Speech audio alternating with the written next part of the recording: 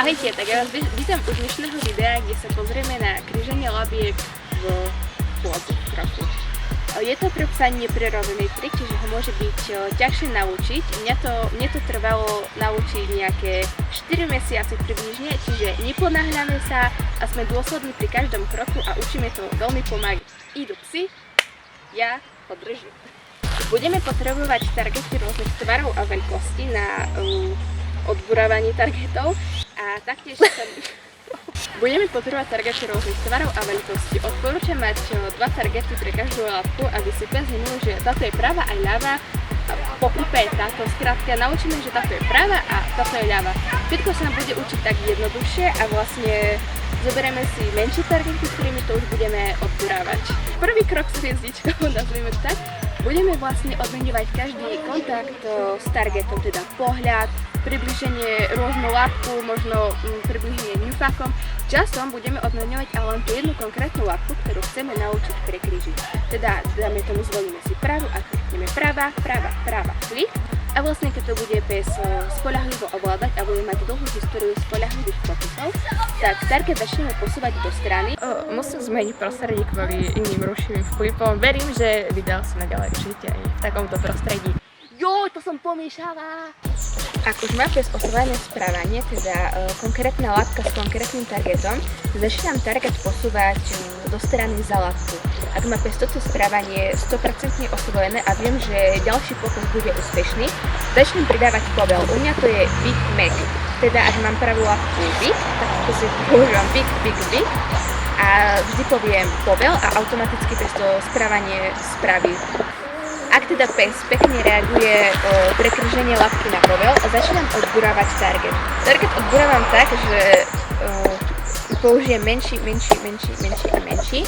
Ja na to dosť často používam tento papierik. Tento papierik je jedno veľké kozlo, ktoré si viem takto pekne poskladať a opäť poskladať a opäť poskladať a opäť poskladať a tak ďalej.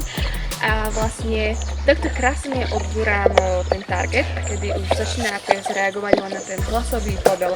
Snažím sa to neposunkovať, ale skrátka chcem, aby reagoval na pobel. Ak posunkujem, musím odburávať rôznymi krinkami. Ak už má pes naučené križenie na pobel, začínam sa voči nemu stavať do rôznych pozícií, napríklad oproti, medzi nohy, vedľa, sprava, zľava, z ľahu a tak ďalej, z ľahu asi nie, aj zo sedu vlastne, z ľahu, zo sedu a podobne. Skrátka, potrebujem, aby to správanie bolo spoľahlivé v každej mojej pozícii, čo mi vlastne umožní zapájať tento trik do rôznych sekvencií. Ak pes spoľahlivo vykonáva križenie labky v každej mojej pozícii, začínam pracovať v rôznych prostrediach, na lúke, v parku a tak ďalej. Skrátka, posúvam sa od tej najnižšej rušilky po tú najvyššiu, teda od domáceho prostredia po park, kde chodia psi, jazdia auta, chodia ľudia a podobne. Ak pes spoľahlivo rozlišuje križenie labiek v rôznych smeroch, v rôznych mojich pozíciách, môžem ho začať napríklad učiť veľa seba chodenie, teda križenie labiek veľa seba do spolu kráčame, po prípade na diaľku predo mnou a podobne. Fantázie sa medzi kladú. Teda, ja sa postavím pred psa a chcem po ňom napríklad, aby prekrížil pravú labku a potom big a za taký chcem tú ľavú a potom mek. A teda odmením za ten big a potom hneď ten mek. Skrátka, môže to zo začiatku vyzerať asi nejako takto a časom to už len takto bude vyzerať. Jednoducho je to pre psa niečo nové, čo sa potrebuje naučiť. Ja odmenujem každý úspešný pokus a upevňujem správanie. Postupom časom sa to pes naučí a bude spoľahlivo križiť labku tak, aj tak, aj tak, aj tak.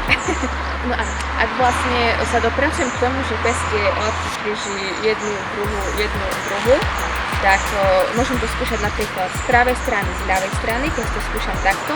Po prípade postupne ho začne vysielať na diaľku, teda postavím sa oproti nemu a chcem po ňom byť mek. On vlastne príde a ja ho odmením. A teda cuvnem si 2 kroky, opäť big mac a odmením. Cuvnem si 3 kroky, big mac a odmením.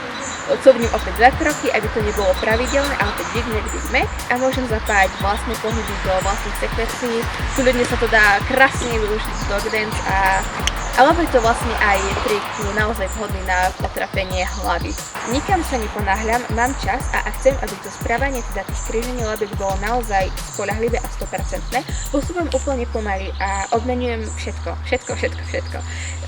Časom už len to želané správanie, teda raz sa možno psovi podarí takto pre križilatky, to odmením jackpotom, teda takzvanou odmenou vysokej hodnoty. A postupne zvyšujem na roky a chcem po ňom už len to kríženie takto, áno. Večíka, si dáte robiť? Chcem mi dať robiť? Na záver by som ešte chcela povedať, je úplne normálne, ak s Oxou nebudeme zo začiatku zosynchronizovaní. Ja s Bakým ešte tiež nie som, stále to doľaďujeme a vždy to je lepšie. Psa medzi pozíciami a teda cvičeniami prepúšťam, pretože je to pre neho psychohygiena.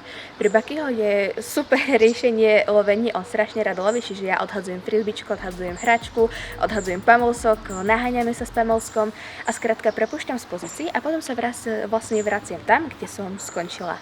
Ďakujem vám za pozretie dnešného videa a vychutnajte si ešte faily počas natáčania tohto videa. Let's go!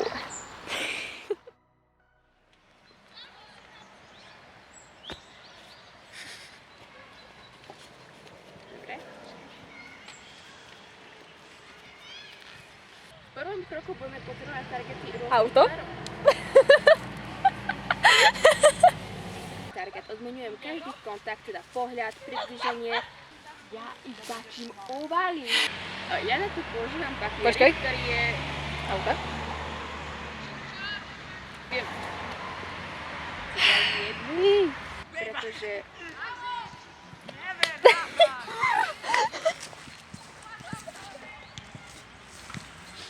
Mám ešte raz znova na ten jeden podol, vlastne vždy keď pred prekrížením.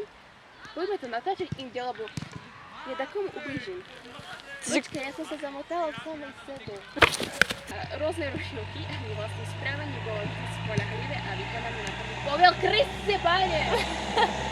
Nie, toto sa nedá. Daný povel. Ak už mám...